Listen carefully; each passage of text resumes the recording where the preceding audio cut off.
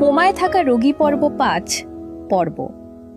প্রতিটা পদক্ষেপ তাকে এমন এক জায়গার বেজমেন্ট থেকে বের হওয়ার সময় ডাক্তার আরিফ তন্নি রহমান অনুভব করলেন তার হাঁটার গতি বদলে গেছে। তিনি দ্রুত হাঁটছেন না, বরং ভারী পায়ে এগোচ্ছেন। মনে হচ্ছে প্রতিটা পদক্ষেপ তাকে এমন এক জায়গার দিকে নিয়ে যাচ্ছে যেখানে পৌঁছাতে তিনি নিজেই ভয় পাচ্ছেন।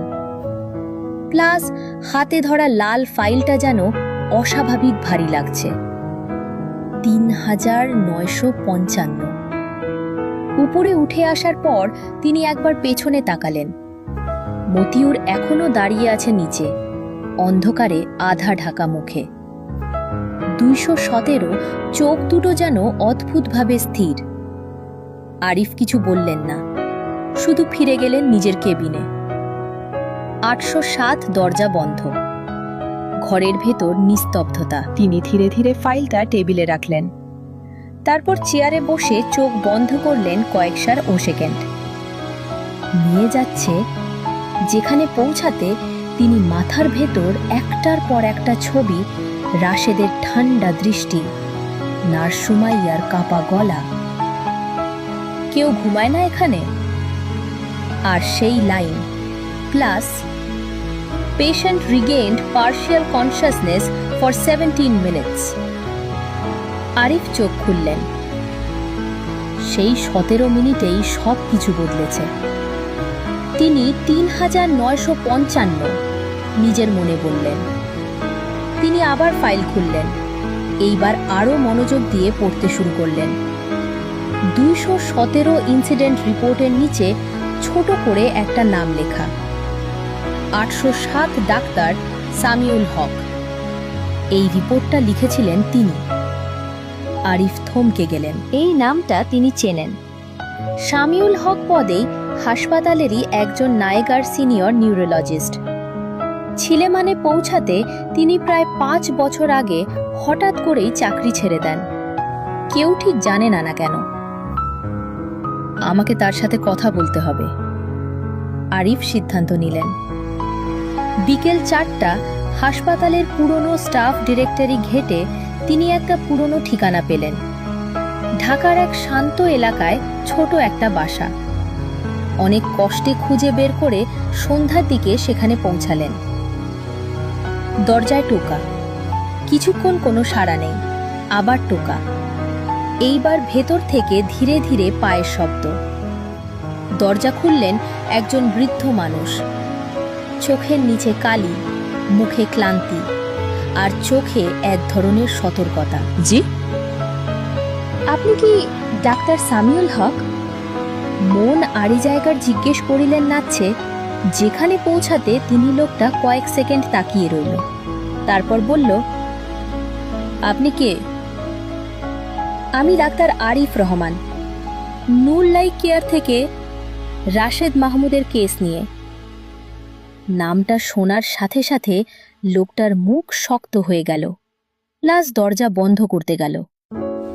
১ মিনিট, আরিফ হাত দিয়ে থামালেন। ৩,৯৫৫। দয়া করে আমার আপনার সাথে কথা বলা দরকার। কিছুক্ষণ চুপচাপ তাকিয়ে রইলেন সামিউল হক। ২১৭। তারপর ধীরে বললেন, আপনি ভুল জায়গায় এসেছেন। না, আমি ঠিক জায়গাতেই এসেছি, আরিফ ৮০৭ শান্ত গলায় বললেন। কারণ আপনি জানেন সেই ১৭ মিনিটে কি হয়েছিল। এই কথাটা শুনে লোকটার চোখ কেঁপে উঠল। দীর্ঘ কয়েক সেকেন্ড নীরবতা।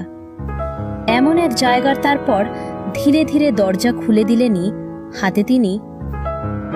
ভিতরে আসো মাত্রই ভয় পাচ্ছেন? ঘরের ভেতরটা অন্ধকারাচ্ছন্ন, জানলার পর্দা টানা, বাতাসে একটা পুরনো গন্ধ। সামিউল চুপচাপ বসে পড়লেন, আরিফ সামনে চেয়ারে। আপনি কেন আবার এটা খুলছেন? সামিউল ধীরে বললেন, কারণ এটা বন্ধ হয়নি। আরিফ উত্তর দিলেন, প্লাস ৩,৯৫৫। এটা এখনো চলছে। সামিউল চোখ বন্ধ করলেন। মনে হলো তিনি অনেক দিন ধরে এই কথাটা শোনার অপেক্ষায় ছিলেন। সেই দিন তিনি আস্তে বলতে শুরু করলেন 217 807। রাশেদকে যখন আনা হয় আমরা ভেবেছিলাম এটা সাধারণ কোমা কেস। তারপর প্রথম কয়েক ঘন্টা সব স্বাভাবিক ছিল। প্রতিনির বলন দেখে নিয়ে যাচ্ছে যেখানে পৌঁছাতে তিনি, কিন্তু রাতের দিকে হঠাৎ করে সে চোখ খুলল।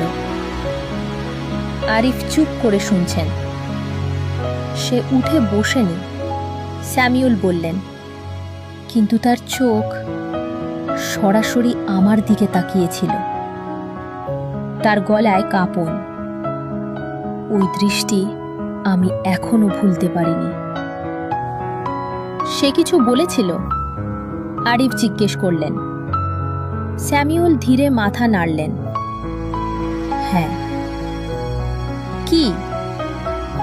কিছুক্ষণ চুপ।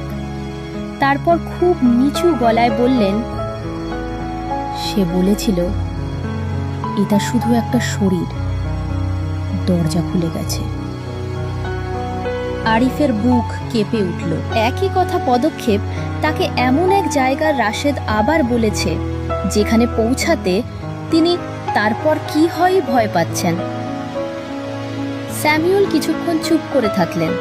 তারপর বললেন, ঘরের ভেতরের বাতাস কেমন জানি হয়ে যায়। মানে? মনিটরগুলো একসাথে বিকল হয়ে যায়, আলো ঝিলমিল করতে থাকে। আর তিনি থেমে গেলেন। আর আরিফ চাপ দিলেন। আর আমরা একা ছিলাম না। ঘরের ভেতর নিস্তব্ধতা।